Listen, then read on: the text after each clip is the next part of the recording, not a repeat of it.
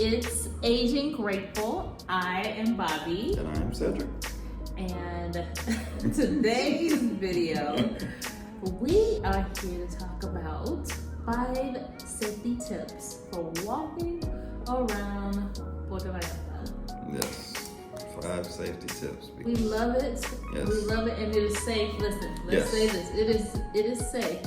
However, just like anywhere, you really should be aware of your surroundings, right? So we're just offering some tips that we think will help you enjoy living here or even vacationing here in Puerto Vallarta. Yeah, and they're in no particular order except for the number 1. When I get to number 1, I think that's the one that's kind of a pet peeve of mine. So I'll talk about that. But number 5. Who's pet peeve? No, number 5. Let's talk about using maps. When you're walking around and you're going somewhere, you put the address in your phone using Google Maps or Apple Maps.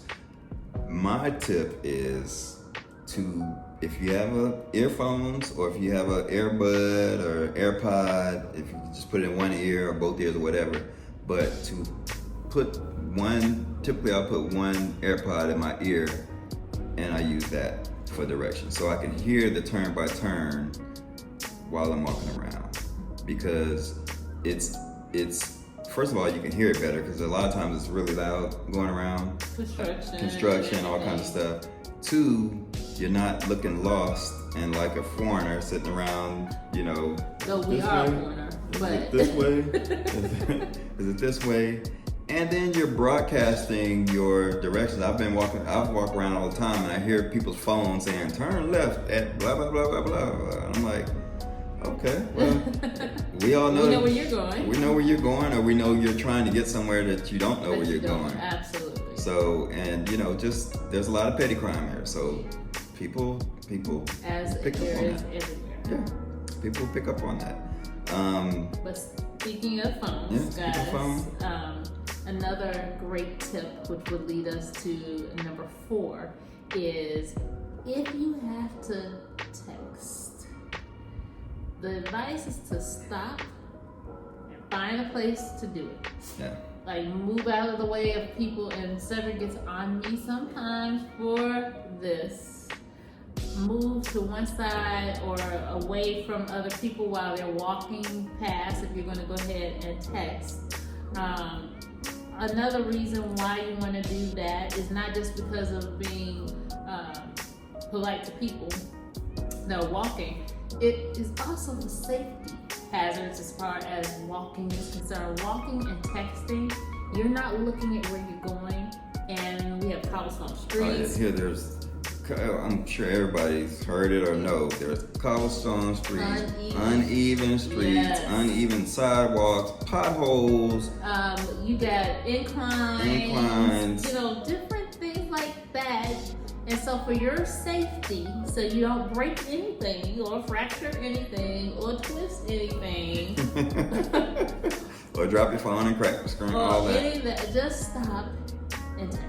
Because it is, oh my God, if you see people just tripping over stuff because they're trying to text on their phone. So yes, just usually if I got a text that I have to answer, I'll just stop right where I am and just kind of scoot over to the wall or the side and just so people can pass, and I'll stop and I'll text because, Absolutely. 3 would be, it's kind of taking Uber and taxi. It's along the same lines as the map thing, right? So taking Uber and taxis, I always say, look at the directions on the map before you go to where you're going. Scroll the map, make it big and make it so you can actually see the street names and stuff like that. And when you're in the Uber, pay attention to where you're going. If you're sitting there on your phone, scrolling and through social media, texting people, whatever, you won't. First of all, it's a beautiful city, so you're missing out on a bunch of stuff, and it's just a general safety thing, right? You want to be aware of where you're going. You're surrounded, your landmarks. You may be going away or a different way. Or you just want to to go ahead and make sure that they are getting you to the right area. Because let's say, for instance, it's a place that you know is near something that you've been to before. You can quickly check on the map to make sure that this is indeed the location that you put. Because sometimes you can make an error in putting in the wrong destination. Yeah. It happens. Or the one time we were coming home, and that's one thing about here. Like the address, they may have the same street numbers and names, but in different parts of the city sometimes. So we were coming home, or at least we thought we were coming home, and the guy was going, and I'm like, wait a minute, he's going a different way. I said, I know you can kind of go this way home, but then he turned a different direction. I'm like, hold on, where are we going? And I look on the map, and I'm like, no, this isn't the right way. And then he had to actual kind of pull over. Then I stopped, and then I had to add to stop and put the right address in there. But had I been just kind of texting or not paying attention, I would have ended up somewhere totally different. Put your hand trying to come towards me. Yeah, I was about to say no, I was about to say as our daughters did just the other day. They were going somewhere and ended up somewhere totally different. Absolutely. And it was because they didn't. Well, to be fair, they didn't really know where they were going anyway. You know what I mean? They were trying to go to this grocery store. That's another story for another day. But anyway, just make sure to pay attention when you're in the Uber. And also engage with the driver. Oh, I love this. Engage with the driver, because it will basically lighten up the ride, right? And the conversation. It also establishes a good rapport with people, and you learn stuff from people when you do that. Yeah. My very first thing when I get into an Uber, and I know I drive my kids crazy when I do this. Do I drive you crazy when I do it? You're good. No. That's a yes. Did you see that? I always get in the car and I say gracias, and I say habla inglés, and if they say, no, or poquito or something like that, and I always say muy poquito español. And then they can gauge, we can gauge from there the conversation to be had, or how the conversation is going to go. Yeah. So it's really important to try to engage as much as possible, because you're letting the defense down yourself, meaning they letting down their defense, and a really great conversation and some really great tips of places to go can be had if you're able to do that. Yeah. Number 2, which is pay attention to your surroundings when you're walking. Pay attention to people's behaviors and gestures and things, because again, like I said, there's, especially during the low season here, they say there's a lot of petty crime, like pickpocketing and things like that.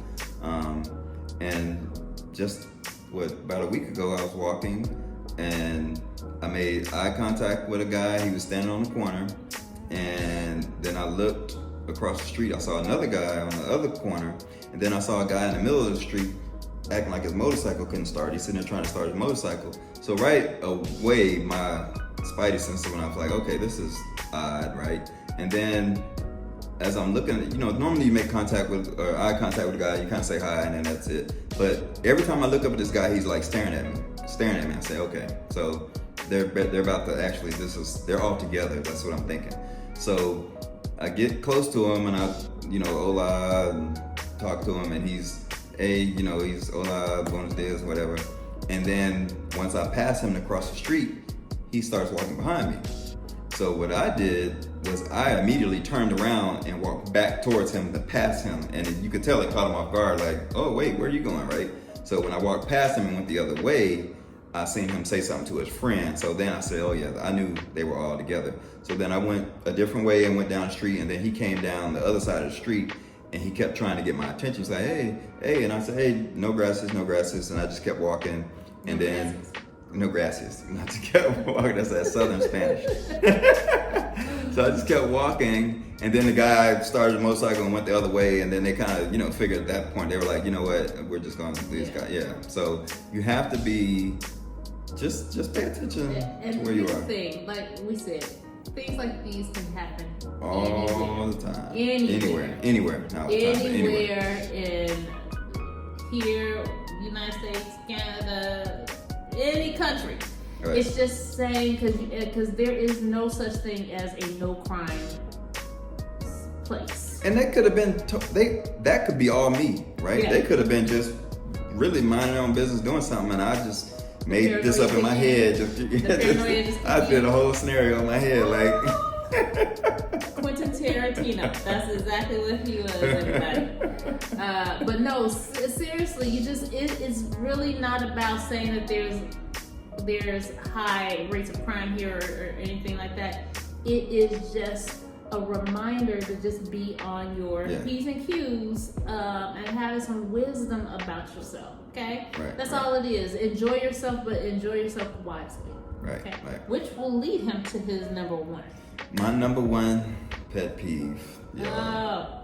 No, you notice in his videos, he always has a pet peeve. So just know, in the videos you see, if you go back, he has pet peeve about something. The only way you're gonna know that is go back and watch them all. So please do. Yeah, go let me know what my pet peeves are. Yeah. But my number one pet peeve here is, and it seems like it's the men. I don't really hear this with the women, but I always hear about men either losing their wallet or they get pickpocketed. Somebody pickpocket their wallet and they lost everything. They've lost their ID, they've lost their credit cards, they're canceling credit cards, and now they're panicking because they got to do all this stuff, their passports, all this stuff. Listen, that stuff doesn't mean anything in Mexico. Your ID, your driver's license doesn't mean anything in Mexico.